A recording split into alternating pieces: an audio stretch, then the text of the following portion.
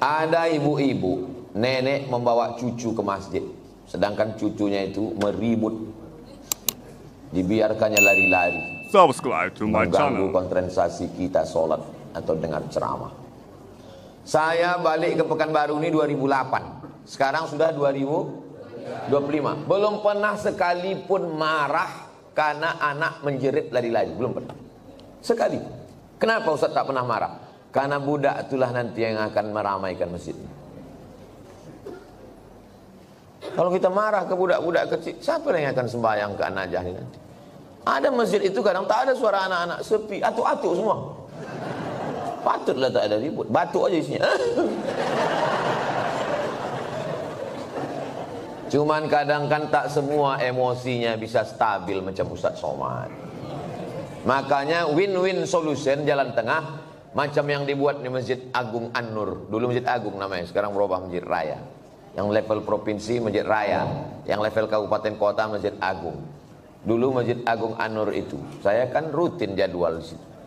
Waktu tarawih, pulang saya tarawih, anak-anak saya tengok dibuat satu sop khusus di belakang. Heran saya, kenapa anak-anak ini tak meribut? Rupanya ada satu petugas pakai baju hijau, membawa rotan sebesar ini. Dia tak sholat, dia khusus mengawas. Pas saya jumpa, pas saya tengok gini, senyum dia. Ustaz, saya bilang, mau kau bantai anak-anak?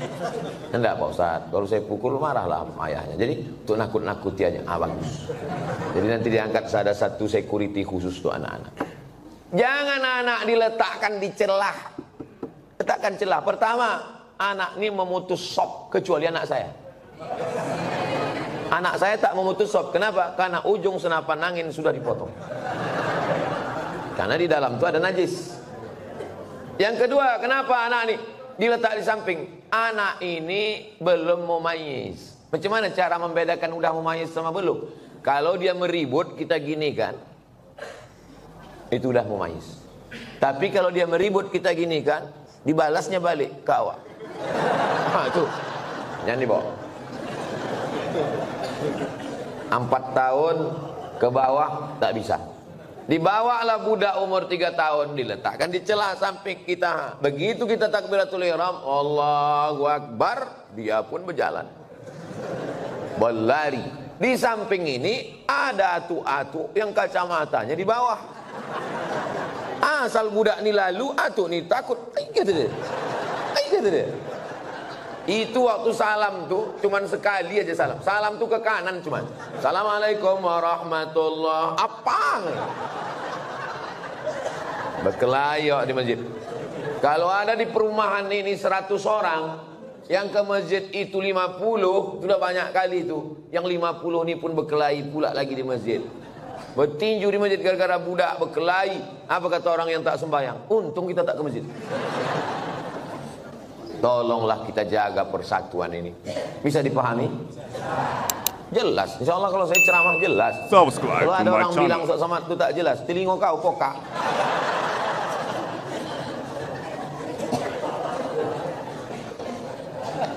Bolehkah membaca Yasin di pemakaman Pak Ustaz?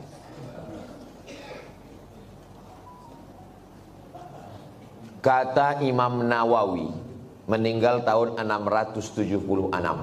Nama kitabnya Riyadhus Shalihin min kalami Sayyidil Mursalin. Dia mengutip pendapat Imam Syafi'i. Wa qala Syafi'i, Imam Syafi'i berkata, wa in khatimul Qur'ana kullahu kana hasanan.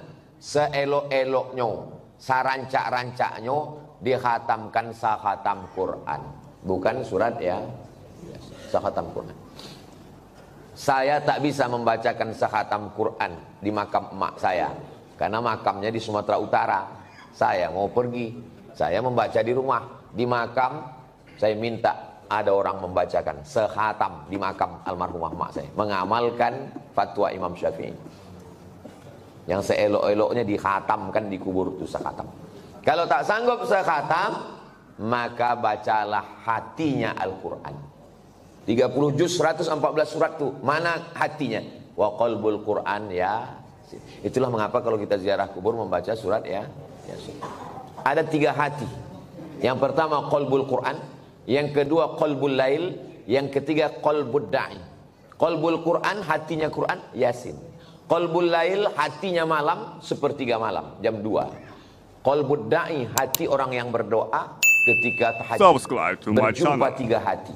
Hati Quran, hati malam, hati manusia. Maka kata Imam Az-Zabidi dalam kitab Syarah Ihya Ulumuddin, mungkin terkabul doa kalau ketemu 3 hati. Maka bacalah surat Yasin pada saat tahajud malam. Habis itu berdoa kepada Allah. Apa kata Imam Ibnu Katsir tentang surat Yasin? Ma quri'a fi amrin asirin illa yassarahullah. Kalau dibacakan kepada perkara yang sulit, yang susah, dimudahkan Allah. Maka kalau saya ziarah kubur, saya baca Yasin, Al-Fatihah, Qul huwallahu 3 kali, Al-Falaq sekali, An-Nas sekali, pangkal Al-Baqarah sampai wa ulaika humul muflihun, ayat kursi, ujung Al-Baqarah lillahi mafis 3 ayat, habis itu tahlil afdalul dzikri fa'lam annahu la ilaha illallah. Habis itu hadiahkan pahalanya. Ya Allah, sampaikanlah pahala bacaan nang ku baca iko kepada almarhumah amak, almarhum ayah, atuk nenek, muslimin muslimat yang ada di makam ini. Allahumma ighfir lahum warhamhum sampai habis. Itulah yang saya ajarkan ke anak saya, ke keponakan saya. Saya kalau balik ke kampung ziarah, saya bawa anak keponakan, saya baca, saya kasih tahu. Aku membawa kau ke omak ayahku. Nanti kalau aku mati, buat pula macam yang ku buat ini. Bawa anak bini kau ke kubur aku. Paham? Yo, kata dia. Begitulah yang kita baca dalam ulama-ulama Imam Nawawi. Kalau ada orang di Pekanbaru ini yang tak percaya bahwa bacaan itu sampai pada orang mati, saya tak bisa membuktikan. Karena ini perkara ghaibiat. Saya hanya bisa menyampaikan dalil-dalilnya. Saya tak percaya, kata dia. Ya macam mana membuktikannya?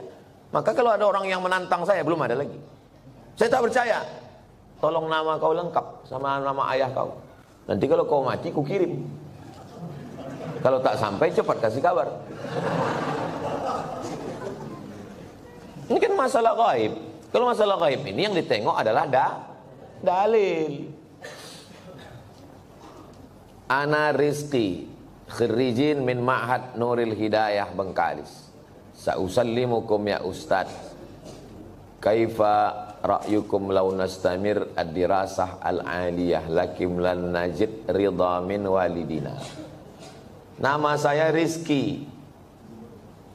Khirijin, khirijin jamak, mufrad khirijun, khirijun. Saya alumni dari Ma'had Nuril Hidayah Bengkalis. Sa'as'alukum, saya mau bertanya ke Ustaz. Kaifa ra'yukum law nastamir ad-dirasah? Nuwasil ad-dirasah. Laisa nastamir, nuwasil ad-dirasah. Bagaimana pendapat Ustaz kalau kita mau melanjutkan ke perguruan tinggi tapi orang tua tak setuju? Mau melanjutkan perguruan tinggi fil kharijid daulah, mau keluar negeri, tapi mak dia tak setuju.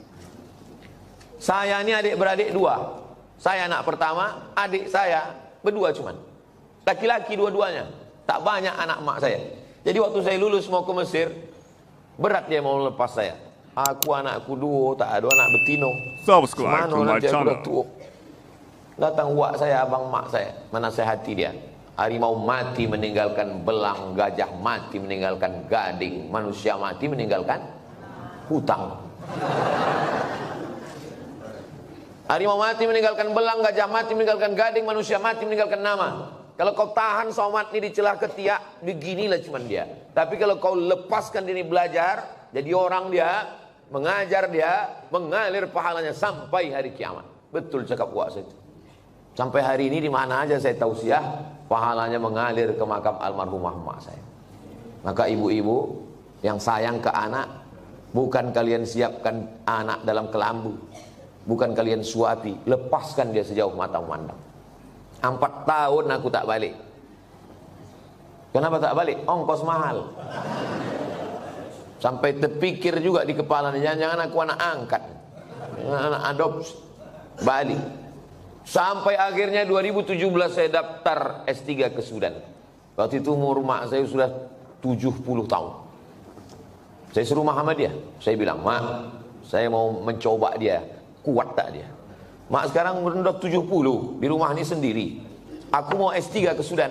Nanti kalau S3 ini 2 tahun aku di Sudan tak balik-balik. Apa kata dia? Pergi kau ke Sudan sampai doktor bawa kau balik. Kalau aku mati, matilah. Yang penting mengalir pahalanya. 70 tahun umur mak saya. Sampaikan video ini ke mak kamu. Kalau tak mau juga dia nerima, tahu mak apa lah itu. Ibu kalau sayang sama anak, lepaskan dia sejauh mata mandang. Nanti dia akan balik pulang. Setelah saya punya anak, baru saya tanya, mak, berat rupanya berpisah sama anak. Oh iya. Macam mana mak dulu bisa berpisah sama aku 4 tahun? Asal udah dekat bulan puasa, air rayo, ku carilah budak-budak yang hitam macam kau. Ku bolikan baju, ku undang ke rumah, ku kasih makan. Hilang rinduku ke kamu. Begitu rupanya cara dia. Kadang-kadang sedang mencuci di dapur, ku dengar suara kau main bau. Oh mak, bukan tanggung melepaskan anak. Sedang mencuci, didengarnya suara saya itu memanggil. Jadi ibu, lepaskanlah anak sejauh mata pandang. Biarkan dia belajar jauh. Nanti dia akan balik berbakti kepada ibu, insya Allah. Disenangkannya hati ibu. Dan kalian yang kuliah juga cita-cita tak usah banyak-banyak. Cita-cita satu aja, untuk menyenangkan orang tua. Saya dulu tak tahu mau jadi apa. Tak terpikir saya akan tabligh akbar, tak ada. Yang saya fokus adalah aku mesti kuliah S1, S2, S3.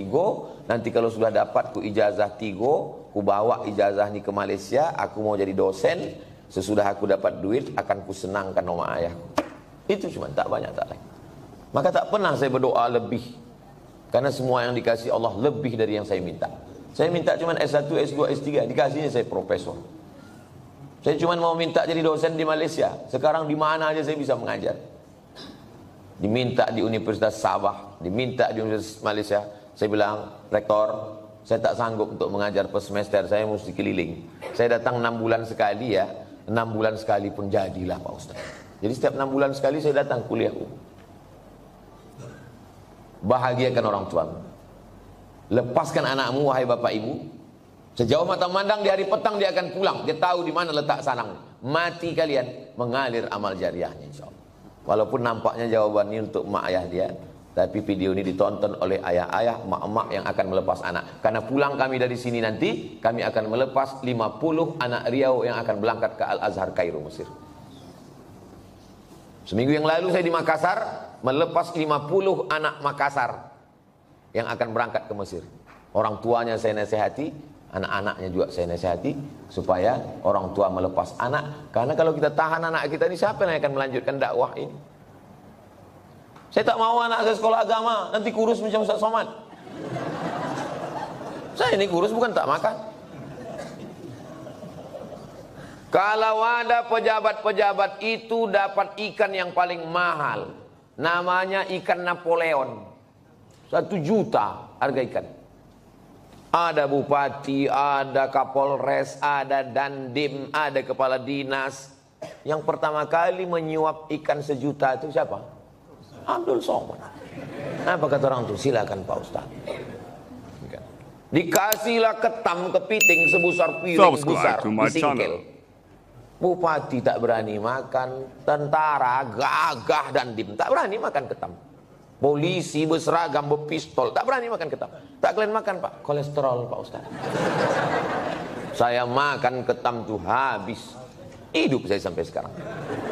Berani Ustaz makan, baca doanya Pak. Apa doanya? Bismillahilladzi la yadurru ma'asmihi syai'un fil ardi wala fis sama. Ku sebut nama Allah, tak ada yang bisa memudaratkan baik di bumi maupun di langit. Nanti kalau saya sakit Pak Ustaz, aku tak tanggung jawab.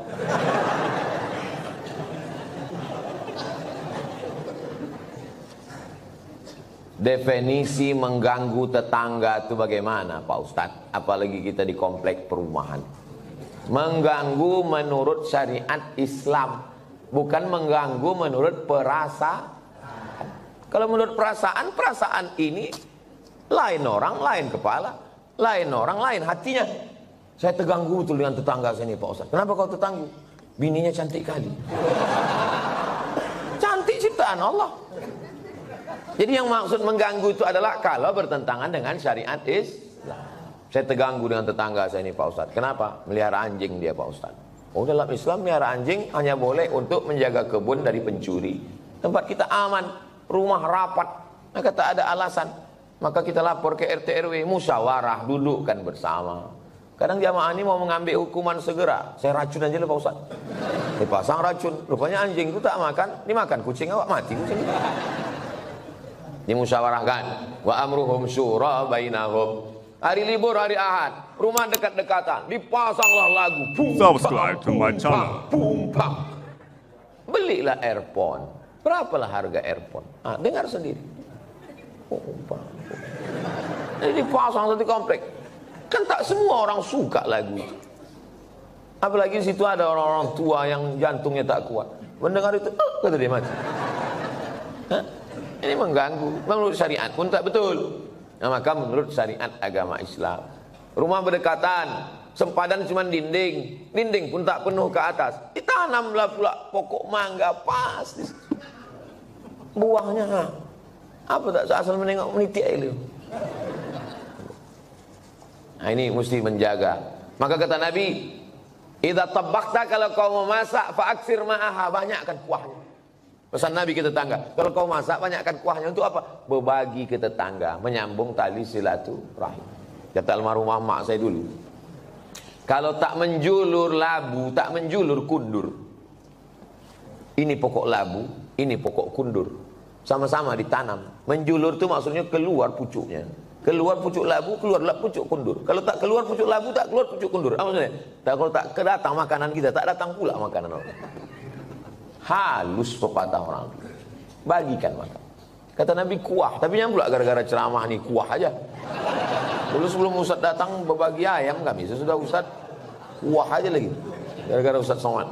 Ya, tahadu tahabu, saling berbagi hadiahlah kamu, maka kamu akan berkasih sayang. Malam Jumat jumpa wirid Yasin. Dulu begitu orang jumpa. Sekarang udah tak ada lagi jumpa. Jumpa pun di acara pesta nikah, walimah, udah tak bisa bertanya lagi. Dulu kau tanya, siapa menantu kau ni? Macam-macam mirip. Ini anak Pak Fulan. Oh, tak kek mana juga. Mau balancik-lancian nih rumahnya jauh. Sekarang tak bisa lagi ngobrol. Pasti tanya, itu anak siapa? Apa? Anak siapa? Suara musik. Bum bam, bum bam, bum bam. Tak ada lagi silaturahim. Pasti tanya, itu menantu kau? Apa? Tak ada lagi silaturahim. La salam wala kalam.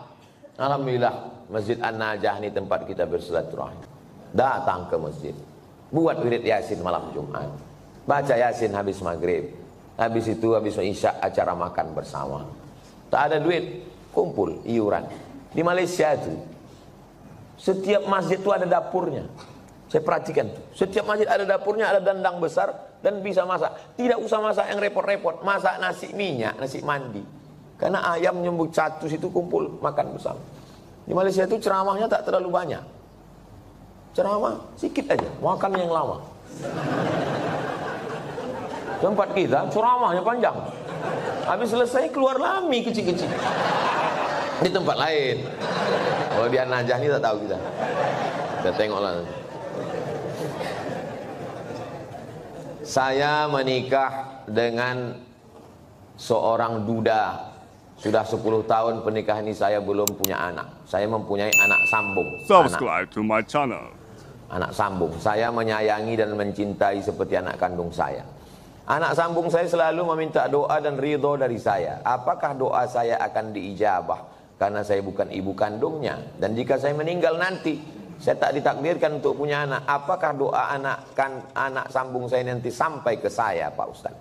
Yang pertama, ibu sama anak kandung tuh sama anak sambung ini sampai mati tak bisa menikah. Karena menjadi mahram mu'abbad namanya. Mahram mu'abbad menjadi mahram kekal selama-lamanya. Karena sudah menjadi menikah sama ayahnya. Itu yang pertama. Yang kedua, wudhu tak batal dalam mazhab Syafi'i. Yang ketiga, seandainya saya lewat di kuburan di depan Hotel Mutiara Merdeka dekat Leton, saya mau pergi nih, lewat kuburan itu saya baca doa. Assalamualaikum ya ala diyar minal mu'minin wa inna insyaallah bikum lahiqun yarhamullahu mustaqdimin wal mustakhirin nasallallahu wa lakumul afiyah Allahumma fir lahum warhamhum. Doa saya sampai apa tak sampai? Doa saya sampai apa tak sampai? Sampai. Padahal saya tak kenal sama orang itu. Sampai doa. Apalagi anak sambung. Kenapa ragu doa tak sampai? Oh, jadi doa sampai Pak Ustaz. Sampai. Lalu apa makna dalam hadis itu? Waladun solihun. Maksudnya amal saya kepada orang mati itu sampai. Bukan tak sampai. Amal kita ini semua kepada orang mati sampai. Kalau tak sampai amal kita kepada orang mati, tak ada sholat jenazah. Sholat jenazah itu amal orang hidup apa orang mati? Orang hidup untuk orang mati. Jadi kalau ada orang mengatakan amal orang hidup tak sampai kepada orang mati, nanti pas dia mati jangan sembahyangkan. Bisikan, kau dulu bilang tak sampai kan? Tak sampai kau. Amal orang hidup ini sampai ke orang mati. Terus Pak Ustadz itu katanya anak yang soleh. Masih fokus nih, masih fokus. Ini Abdul Somad. Abdul Somad ini kalau mati amalnya kan putus semua kan? Putus kan? Masih bisa dia ceramah?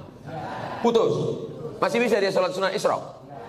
Tapi ada 3 amalnya yang dulu tak putus. Yang pertama, shadaqatun jariyah. Disumbangkannya 2 sak semen ke Masjid An-Najah. Putus atau tak putus? Tak putus. Karena setiap hari orang sholat mengalir ke dia. Itu kan amal dia dulu. Yang kedua, ilmun yuntafa'u bih. Ceramah dia di Masjid An-Najah. Ceramahnya itu dulu atau sekarang? Dulu. Habis mati tetap mengalir, diamalkan oleh jamaah. Yang ketiga, anaknya. Anaknya itu kan amal dia itu. Yang ketiga inilah orang. Anaknya kok amal dia Pak Ustadz?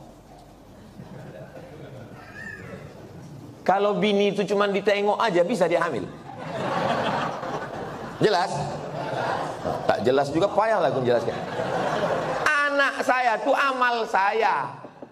Amal saya. Jadi hadis itu bukan bercerita hanya doa anak saja yang sampai. Hadis itu mau menceritakan amal-amal dulu tetap mengalir sesudah salah satunya anak. Jadi yang tak punya anak atau meninggal jomblo, tak usah takut, kami mendoakan. Ini Ustadz ini emosi, tidak emosi. Memang begitu dia kalau menjelang sarapan itu memang begitu. Seumur-umur saya membaca pertanyaan, inilah tulisan yang paling cantik. Cantik kan?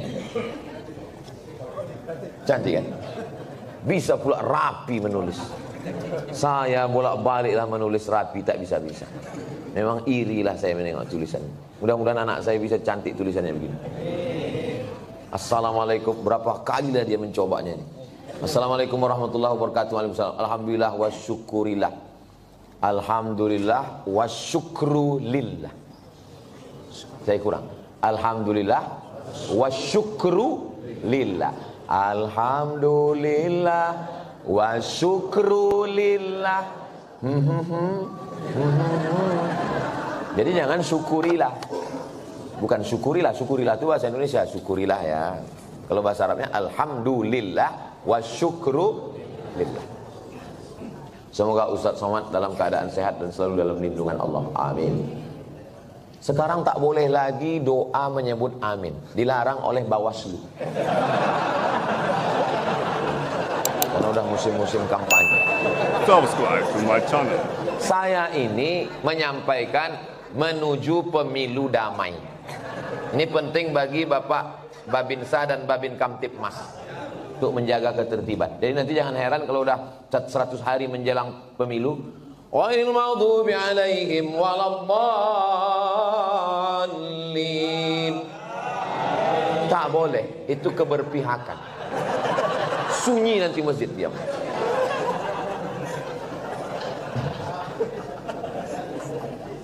Saya mau bertanya Pak Ustadz, kiat-kiat agar ikhlas menerima ketetapan takdir Allah dan tetap berprasangka baik kepada Allah. Mohon doanya Ustadz untuk seluruh istri pejuang garis 2. Pejuang garis 2 itu maksudnya yang belum hamil. Kalau udah dipakainya tes spek itu kan 2. Ini penjelasan bagi yang belum berbini. Yang udah berbini pun tak paham juga. Bagaimana cara kita biar supaya rela menerima takdir Allah? Saya kalau datang bertamu ke rumah jamaah, Assalamualaikum Pak. Waalaikumsalam. Ustadz Somad, tolong doakan mak saya Pak Ustadz. Maknya di mana Pak? Maknya di dapur. Duduklah mak itu di kursi. Berapa umur mak? 80. Belum bisa saya menerima, karena mak saya meninggal umur 70. Dalam hati saya tetap, kok hidup mak dia, kok mati mak? Kok tak sempat makku ku bawa jalan-jalan ke Brunei, ke Malaysia? Kok tak sempat ku senangkan dia? Tak bisa hati saya menerima. Macam mana saya mau menceramahi jamaah? Marilah kita sabar menerima takdir Allah. Saya aja tak sabar. Subscribe to Tapi my cara channel. Allah menghibur saya. Habis saya tausiah, datang ibu-ibu. Ustadz, tolong doakan keponakan saya. Keponakan ibu ini kenapa? Ayahnya meninggal, emaknya meninggal, dia hidup sebatang kara. Anak SD kelas 2. Oh, sempat aku serumah 11 tahun sama emakku. Dari 2008 ke 2019. Ini budak nih, kelas 2 SD sebatang kara. Ternyata yang membuat kita bisa sabar itu adalah ketika membandingkan dengan orang lain. Begitu cara Allah mengajar saya. Ayat tak mempan, hadis tak mempan. Kenapa tak? Saya yang berceramah, saya yang nyuruh orang sabar. Tak bisa saya terima. Tapi begitu dijumpakan Allah, oh rupanya. Maka diantaranya yang membuat kita kuat ini adalah dengan memperbanyak bercerita dengan orang. Kita ini kalau banyak bercerita, ngobrol dengan orang, itu menyadari betapa besarnya nikmat Allah kepada kita. Aku pula bisa begini-begini, kawan ini tak sempat berbakti, jumpa pun tak sempat. Yang kedua, bagaimana caranya? Caranya adalah menguatkan dalam hati bahwa innallaha katabal maqadir, Allah sudah menuliskan takdir 50 alfasana, 50.000 tahun qabla an yakhluqas samawati wal ard. Sebelum Allah menciptakan langit dan bumi, Allah sudah menuliskan takdirku 50.000 tahun sebelum Allah menciptakan langit dan sengaja dihunjamkan terus ke kepala. Abdul Somad, Allah sudah menuliskan 50.000 tahun sebelum menciptakan langit dan bumi bahwa kau sama emak kau itu cuma sampai 2019. Lebih dari itu bukan kuasa kau. Asal terlintas itu terus. Otak itu dihunjamkan dengan hadis itu. Yang ketiga, membuat sesuatu yang terus mengalir. Sedekah untuk santri, untuk Palestina. Asal teringat, baca Al-Fatihah.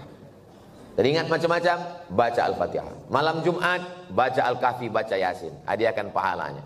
Undang anak yatim, fakir, miskin. 3 itulah cara untuk mengurangi beban hati kita. Allah berjanji kalau kita beribadah, falya'budu rabb hadzal bait, banyak-banyak beribadah. Allah cuma minta kita satu ibadah. Balasannya Allah kasih 2. At'amahum min ju' wa amanahum min khawf. Kalau kau lapar, Allah kasih kau makan. Kalau kau risau, amanahum, Allah beri kau aman, tenang. Syaratnya banyak ibadah, perbanyak ibadah. Pagi sholat isyraq, sholat duha, malam bangun mandi, sholat sunat wudu, sholat sunat taubat, sholat sunat tahajud, sholat sunat hajat, zikir, banyak bertasbih. Zikir 3 pilihan, zikir banyak, zikir pilihan 3. Pertama istighfar, yang kedua sholawat, yang ketiga afdalul zikri fa'lam annahu la ilaha illallah. Astaghfirullahaladzim, astaghfirullahaladzim, astaghfirullahaladzim. Kalau Tuhan membeli peniti, Subscribe to my jangan channel. ditusukkan ke sayur kubis. Kalau mic sudah mati, tandanya waktu sudah habis.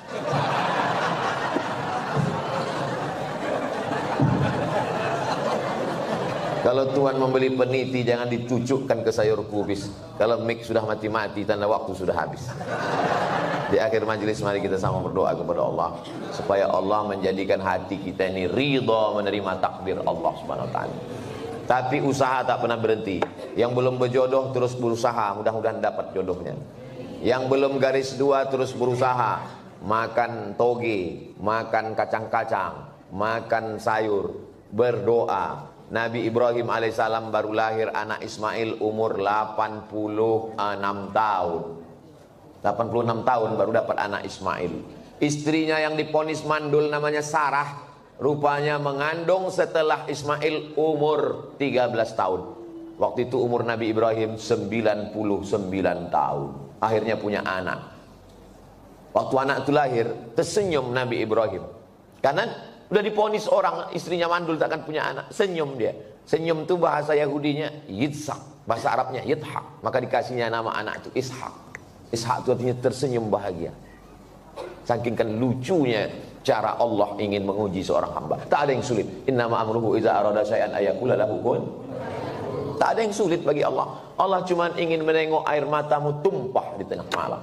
Allah cuma ingin melihat sujudmu lebih lama. Dalam perjalanan hidup saya, dipukul ombak, diempas gelombang, baru saya paham. Rupanya kalau hidup ini tenang-tenang saja, tidak akan melahirkan nakhoda yang ulung.